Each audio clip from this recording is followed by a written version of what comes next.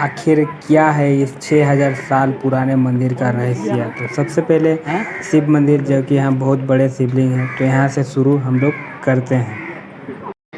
तो आप सब भोले शंकर जी के दर्शन कर लीजिए। तो चलिए शुरू करते हैं। तो राजरप्पा में यह मंदिर दूसरा सबसे बड़ा शक्तिपीठ, जिसे राजरप्पा मंदिर के नाम से भी जाना जाता है। यह माता के एकांत शक्तिपीठ में से एक है, जहां पर माता अपनी गर्दन से निकले हुए रक्त का पान कर रही है। इसे छिन्नमस्तिका के नाम से भी जाना जाता है। यह मंदिर बहुत ही रहस्यमयी है और इस मंदिर में माँ छिन्नमस्तिका काली अपने कटे हुए सिर को लेकर अपने दो सहेलियाँ डाकनी और साकिनी के साथ खड़े हैं।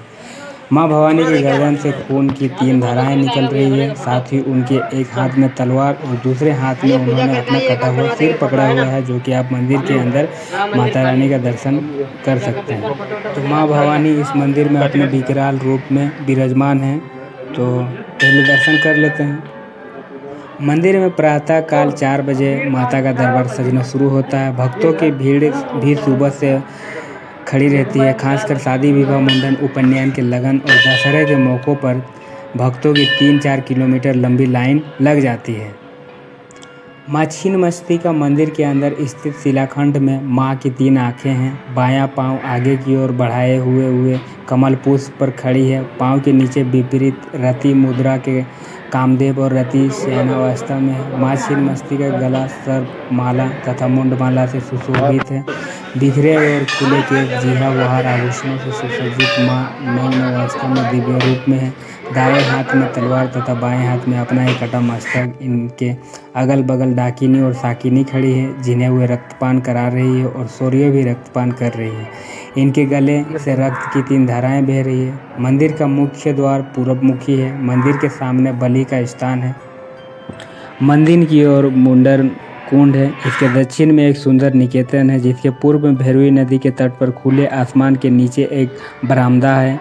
इसके पश्चिम भाग में भंडार गृह है। रुद्र भैरव मंदिर के नज़दीक एक कुंड है। मंदिर की भित्ति 18 फुट नीचे से खड़ी की गई है। नदियों के संगम के मध्य में एक अद्भुत पापनाशिनी कुंड है, जो रोगग्रस्त भक्तों को रोग मुक्त कर उनमें नवजीवन का संचार करता है। दामोदर के द्वार पर एक सीढ़ी है। इसका निर्माण 22 मई 1972 को संपन्न हुआ था। इसे तांत्रिक घाट कहा जाता है, जो 20 फुट चौड़ा तथा 208 फुट लंबा है। यहाँ से भक्त दामोदर में स्नान कर मंदिर में जा सकते हैं। इस जगह का नाम राजरप्पा कैसे पड़ा? तो जैसे कि मैं एक सुना था, माँ छिन्नमस्तिका की महिमा की कोई बहुत सी पुरानी कथाएं यहाँ पे प्रचलित हैं। तो प्राचीन काल में छोटा नागपुर में राज नामक एक राज करते थे। राजा की पत्नी का नाम रूपमा था। इन्हीं दोनों के नाम से इस स्थान का नाम रजरूपमा पड़ा था, जो बाद में शायद राजरप्पा हो गया। बात करें पौराणिक कथा, तो पौराणिक कथा के अनुसार हजारों साल पहले राक्षसों और देवताओं द्वारा मनुष्य और देवता को आतंकित, उनके आतंकों से परेशान हो देवतागण माँ शक्ति को याद कर उनसे मदद की कामना करने गए। तब माँ पार्वती शक्ति ने छिन्नमस्तिका का रूप लिया, जिनका दूसरा नाम प्रचंड चंडिका भी है।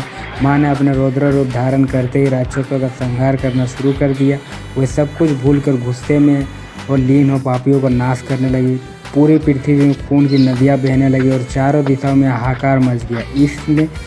इस रौद्र रूप में वो निर्दोषों का भी संहार करने लगी। माँ के इस भयंकर रूप से मुक्ति पाने के लिए सारे देव भगवान शिव जी के शरण में गए और उन्हें माता को शांत करने के लिए प्रार्थना की। भगवान शिव जी माँ छिन्नमस्तिका के पास जाकर उन्हें शांत होने के लिए कहा, जिसके उत्तर में माँ प्रचंड चंडिका ने उनसे कहा कि हे नाथ, मुझे बहुत भूख सता रही है, अपनी भूख कैसे मिटाऊं? तब भगवान शिव जी ने उपाय बताया, अपने मस्तक को खड़क से काटकर निकलते हुए रक्त का पान करें, जिससे उनकी भूख मिट जाएगी। माँ छिन्नमस्तिका ने ऐसा ही किया और मस्तक को अलग कर अपने बाएं हाथ में ले लिया। उनके धड़ से रक्त 3 धारा में निकली, जिनमें एक धारा डाकनी और एक साकिनी और एक धारा का खुद पान कर अपनी भूख मिटाई। तब से माँ का इस रौद्र रूप को महाशक्ति के रूप में पूजा जाने लगा। देख सकते हैं बाढ़ आ गया, जिस वजह से काफ़ी दुकानें यहाँ डूब गई हैं। तो यहाँ बहती भैरवी नदी का जल वाराणसी और हरिद्वार की तरफ पवित्र है, जहाँ लोग स्नान करके माँ छिन्नमस्तिका के दर्शन करने जाते हैं। देश विदेश के साधक यहाँ नवरात्रि, अमावस्या आदि जैसे दिनों में की साधना करते हैं ताकि उन्हें माँ की कृपा प्राप्त हो सके। माँ छिन्नमस्तिका मंदिर के साथ ही कई अन्य देवी देवताओं के भी मंदिर हैं, तो चलिए उन मंदिरों के भी हम एक एक करके दर्शन करवाते हैं। देख सकते हैं इतना ज़्यादा बाढ़ आ गया है कि इस पुल से जो हम लोग पार होते थे ये पानी अभी ऊपर से बह के जा रहा है। तो प्रणाम करते हैं और चलिए और मंदिर जो कि यहाँ विराट रूप हनुमान जी, कृष्ण भगवान और विराट रूप के दर्शन इस मंदिर में चलिए आपको करवाते हैं।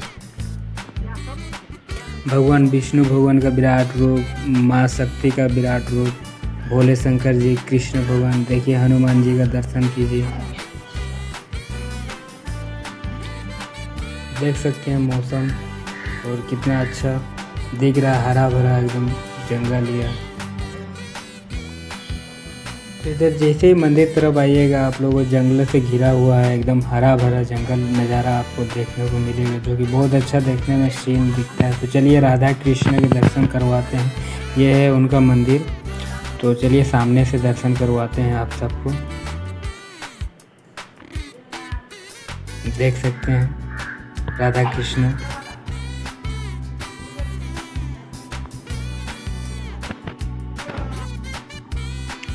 ऐसे दर्शन करने बहुत कम मिलता है, लेकिन आज खाली खाली है, तो इसलिए आप सबको भी मैं पूरे अच्छे से दर्शन करवा सकता हूँ। और हमको भी बहुत अच्छे से दर्शन है, मतलब हर एक मंदिर में आज बहुत खाली खाली था।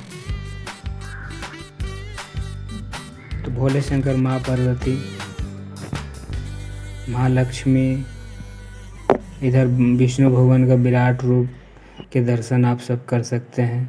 यहाँ माँ शक्ति का भी विराट रूप का दर्शन इस साइड देखिए आप सब देख सकते हैं।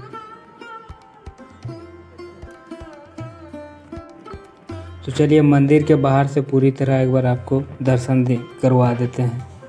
मंदिर के बाहर देख सकते हैं, इधर गजराज जी हैं।